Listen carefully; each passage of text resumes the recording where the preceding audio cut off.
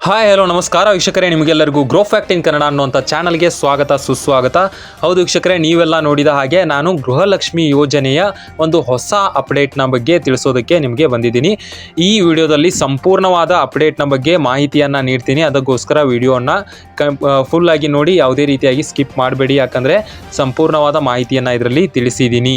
ನೋಡಿ, ಮೊದಲನೇದಾಗಿ ನಿಮಗೆ ಗೃಹಲಕ್ಷ್ಮಿ ಯೋಜನೆಯ ಹಣ ಬಂದಿಲ್ಲ ಅಂದರೆ ಅಥವಾ ಗೃಹಲಕ್ಷ್ಮಿ ಯೋಜನೆಯ 11 ಮತ್ತು 12ನೇ ಕಂತಿನ ಹಣ ಇನ್ನೂವರೆಗೂ ಕೂಡ ಬಂದಿಲ್ಲ ಅಂತ ಅಂದರೆ ಕಡ್ಡಾಯವಾಗಿ ನೀವು ಈ ಪತ್ರವನ್ನು ಸಲ್ಲಿಸಬೇಕು. ಅದು ಯಾವ ರೀತಿಯಾದಂಥ ಪತ್ರ, ಅದನ್ನು ಯಾವ ರೀತಿಯಾಗಿ ಸಲ್ಲಿಸಬೇಕು, ಎಲ್ಲಿಗೆ ಸಲ್ಲಿಸಬೇಕು, ಯಾರು ಸಲ್ಲಿಸಬೇಕು ಅನ್ನೋದರ ಬಗ್ಗೆ ಸಂಪೂರ್ಣವಾದ ಡೀಟೇಲ್ ಆಗಿ ಮಾಹಿತಿಯನ್ನು ನೀಡ್ತೀನಿ.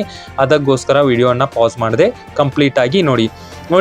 ಮೊದಲನೇದಾಗಿ ನೀವು ನಮ್ಮ ಚಾನಲ್ಗೆ ಹೊಸದಾಗಿ ಬಂದಿದ್ದರೆ ಇದೇ ರೀತಿಯಾದಂಥ ಯಾವುದೇ ಯೋಜನೆ, ಗೌರ್ಮೆಂಟ್ ಸ್ಕೀಮ್ನಾಗಿ ಅಥವಾ ಯಾವುದೇ ಅಪ್ಡೇಟ್ ಬಗ್ಗೆ ನಿಮಗೆ ಇನ್ಫಾರ್ಮೇಷನ್ ಬೇಕಾದಲ್ಲಿ ನಮ್ಮ ಚಾನಲ್ಗೆ ಸಬ್ಸ್ಕ್ರೈಬ್ ಮಾಡ್ಕೊಳ್ಳಿ. ಹಾಗೂ ದಯವಿಟ್ಟು ಒಂದು ಲೈಕನ್ನು ಮಾಡಿ, ಯಾಕಂದರೆ ಇದೇ ರೀತಿಯಾದಂಥ ಅಪ್ಡೇಟನ್ನು ನಿಮಗೆ ನೀಡೋದಕ್ಕೆ ತುಂಬ ಹೆಲ್ಪ್ ಆಗುತ್ತೆ. ನೋಡಿ, ಮೊದಲನೇದಾಗಿ ಗೃಹಲಕ್ಷ್ಮಿ ಯೋಜನೆಯ ಹಣ ಬರೋದಿಲ್ಲ ಇನ್ನು ಮುಂದೆ, ಯಾಕಂದರೆ ಕೇಂದ್ರದಲ್ಲಿ ಬೇರೆ ಸರ್ಕಾರ ಬಂದಿದೆ. ಅದಕ್ಕೆ ಈ ಸರ್ಕಾರ ಅದನ್ನು ಗೃಹಲಕ್ಷ್ಮಿ ಯೋಜನೆಯ ಏನು ಸ್ಕೀಮ್ ಇದೆಯಲ್ಲ ಅದನ್ನು ಕ್ಯಾನ್ಸಲ್ ಮಾಡ್ತಾರೆ, ಅದನ್ನು ರದ್ದುಗೊಳಿಸ್ತಾರೆ ಅಂತ ಊಹಾಪೋಹಗಳು ಬಹಳ ಹರಿದಾಡ್ತಿದ್ವು. ಈಗ ಅದಕ್ಕೆ ಲಕ್ಷ್ಮೀ ಹೆಬ್ಬಾಳ್ಕರ್ ಅವರು ನೇರವಾಗಿ ಉತ್ತರವನ್ನು ನೀಡಿದ್ದಾರೆ. ಹೌದು, ಲಕ್ಷ್ಮೀ ಹೆಬ್ಬಾಳ್ಕರ್ ಅವರು ಇದರ ಬಗ್ಗೆ ಯಾವುದೇ ರೀತಿಯಾಗಿ ಹಣ ಬರೋದಿಲ್ಲ, ಈಗ ಗೃಹಲಕ್ಷ್ಮಿ ಯೋಜನೆಯ ಹಣ ಯಾರಿಗೂ ಕೂಡ ಬರೋದಿಲ್ಲ, ಇದು ರದ್ದಾಗಿದೆ ಅಂತ ಏನು ಹೇಳ್ತಾ ಇದ್ರು ಅದಕ್ಕೆ ಉತ್ತರವನ್ನು ನೀಡಿದ್ದಾರೆ. ಅದೇನೆಂದರೆ, ಈ ಸಾರ್ತಿ ಏನು ಗೃಹಲಕ್ಷ್ಮಿ ಯೋಜನೆಯ ಹಣವನ್ನು ಅವರು ಹಾಕೋದಕ್ಕೆ ಟೈಮ್ ತೆಗೆದುಕೊಂಡಿದೆ ಅಂತೆ. ಆದರೆ ಹಣ ನಿಮಗೆ ಖಂಡಿತ ಬರುತ್ತೆ, 10 ಅಥವಾ 7 ದಿನಗಳಲ್ಲಿ ಖಂಡಿತವಾಗಿ ಬರುತ್ತೆ. ಸ್ವಲ್ಪ ಡಿಲೇ ಆಗತ್ತೆ, ಆದರೆ ಆ ರೀತಿಯಾಗಿ ಯೋಜನೆ ರದ್ದು ಆಗಿದೆ ಅಂತ ಅಫಿಷಿಯಲ್ ಆಗಿ ನಾವು ಇದುವರೆಗೆ ಹೇಳಿಲ್ಲ ಅಂತ ತಿಳಿಸಿದ್ದಾರೆ. ಮೊದಲನೇ ಪಾಯಿಂಟ್ ಇದಾಗಿದೆ. ಅದೇನೆಂದರೆ, ಯಾವುದೇ ರೀತಿಯಾಗಿ ಈ ಸ್ಕೀಮ್ ರದ್ದು ಆಗಿಲ್ಲ ಅನ್ನುವಂಥದ್ದು ಮೊದಲನೇ ಪಾಯಿಂಟ್ ಆಗಿದೆ. ಹಾಗೂ ಈಗ ಎರಡನೇ ಪಾಯಿಂಟ್ಗೆ ಹೋಗೋದಾದರೆ, ಯಾರೆಲ್ಲ ಈ ಪತ್ರವನ್ನು ಸಲ್ಲಿಸಬೇಕು ಹಾಗೂ ಏಕೆ ಸಲ್ಲಿಸಬೇಕು, ಇದಕ್ಕೆ ಕಾರಣ ಏನು ಅಂತ ಕೇಳೋದಾದರೆ, ಭಾಳಷ್ಟು ಜನರಿಗೆ ಹಣ ಬರೋದು ಮಧ್ಯದಲ್ಲೇ ಬಂದ್ ಆಗಿದೆ. ಅದು ಏತಕ್ಕೆ ಬಂದ್ ಆಗಿದೆ ಅಂದರೆ, ಅವರ ಸ್ಟೇಟಸ್ನಲ್ಲಿ ಚೆಕ್ ಮಾಡಿದಾಗ, ಅಂದರೆ ಕೆಲವ್ರದ್ದು ಬಂದ್ ಆಗಿದ್ದಾಗ ಅವರ ಸ್ಟೇಟಸನ್ನು ಹೋಗಿ ಚೆಕ್ ಮಾಡಿದಾಗ ಅಲ್ಲಿ ಇವರ ಟ್ಯಾಕ್ಸ್ ಪೇಯರ್ ಅಂತ ಬರ್ತಾ ಇದೆ. ಆ ರೀತಿಯಾಗಿ ಬಂದರೆ ಏನು ಮಾಡಬೇಕು ಅಂತ ಭಾಳಷ್ಟು ಜನ ಕೇಳ್ತಾ ಇದ್ರು. ಅದಕ್ಕೆ ಲಕ್ಷ್ಮೀ ಹೆಬ್ಬಾಳ್ಕರ್ ಅವರೇ ನೇರವಾಗಿ ಉತ್ತರವನ್ನು ನೀಡಿದ್ದಾರೆ. ಆ ಉತ್ತರ ಏನಪ್ಪ ಅಂದರೆ, ನೋಡಿ, ಬಹಳಷ್ಟು ಜನ ಟ್ಯಾಕ್ಸ್ ಪೇಯರ್ ಆಗಿದ್ರೂ ಕೂಡ ಅವರು ಇದಕ್ಕೆ ಅರ್ಜಿಯನ್ನು ಸಲ್ಲಿಸಿದ್ದಾರೆ. ಹೌದು, ಸರ್ಕಾರದವರು ಹೇಳಿದ್ರು, ಈ ಯೋಜನೆಗೆ ಅರ್ಜಿ ಸಲ್ಲಿಸುವಾಗ ಗೌರ್ಮೆಂಟ್ಗೆ ಟ್ಯಾಕ್ಸನ್ನು ಪೇ ಮಾಡ್ತಾ ಇದ್ರೆ ನೀವು ಇದಕ್ಕೆ ಅರ್ಜಿ ಸಲ್ಲಿಸಬೇಡಿ ಅಂತ ಹೇಳಿದ್ರು. ಆದರೂ ಕೂಡ ಅವರು ಅರ್ಜಿಯನ್ನು ಸಲ್ಲಿಸಿದ್ದಾರೆ. ಅದಕ್ಕೋಸ್ಕರ ಅಂಥವ್ರದ್ದು ರದ್ದನ್ನು ಮಾಡಿದ್ದಾರೆ. ಹಾಗೂ ಕೆಲವ್ರದ್ದು ಮಿಸ್ ಆಗಿ ಯಾರು ಗೌರ್ಮೆಂಟ್ಗೆ ಪೇ ಮಾಡ್ತಾ ಇಲ್ಲ, ಆದರೂ ಕೂಡ ಅವ್ರದ್ದು ರದ್ದು ಆಗಿದೆ. ಅದಕ್ಕೋಸ್ಕರ ಇದಕ್ಕೆ ಸೊಲ್ಯೂಷನನ್ನು ತೆಗೆದುಕೊಂಡು ಬಂದಿದ್ದಾರೆ. ಅದೇನೆಂದರೆ, ನೀವು ಒಂದು ಅರ್ಜಿಯನ್ನು ಸಲ್ಲಿಸಬೇಕು. ಆ ಅರ್ಜಿ ಹೆಸರು ಏನಂದರೆ ಸ್ವಯಂ ಘೋಷಣೆ ಪತ್ರ ಅಂತ ನೀವು ಅರ್ಜಿಯನ್ನು ಸಲ್ಲಿಸಬೇಕು. ಹೌದು, ಇಲ್ಲಿ ನೋಡಿ, ನಾನು ಇನ್ನೊಮ್ಮೆ ಕ್ಲಿಯರ್ ಆಗಿ ನಿಮಗೆ ಹೇಳ್ತೀನಿ.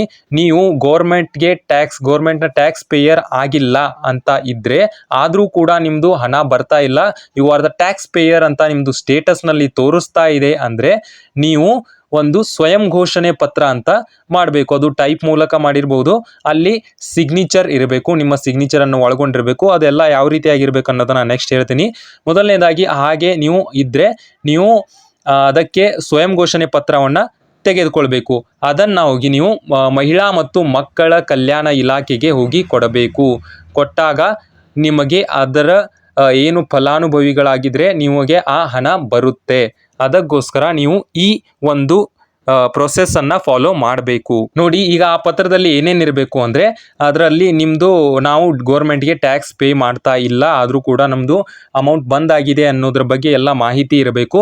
ಹಾಗೂ ಅಲ್ಲಿ ನಿಮ್ಮ ಸಿಗ್ನೇಚರ್ ಇರಬೇಕು. ಹಾಗೂ ನಿಮ್ಮ ರೇಷನ್ ಕಾರ್ಡ್ ಏನಿರುತ್ತಲ್ಲ ಅದರದ್ದು ನಂಬರ್ ಅದಕ್ಕೆ ಅಟ್ಯಾಚ್ ಮಾಡಿ ಕೊಟ್ಟರೆ ಸಾಕಾಗತ್ತೆ. ಅದನ್ನು ನೀವು ಎಲ್ಲಿಗೆ ಕೊಡಬೇಕು ಅಂದರೆ, ಮಹಿಳಾ ಮತ್ತು ಮಕ್ಕಳ ಕಲ್ಯಾಣ ಇಲಾಖೆ ಆಫೀಸ್ಗೆ ಹೋಗಿ ನೀವು ಕೊಟ್ಟರೆ ನಿಮ್ಮ ಹಣ ಖಂಡಿತವಾಗಿ ಬರುತ್ತೆ.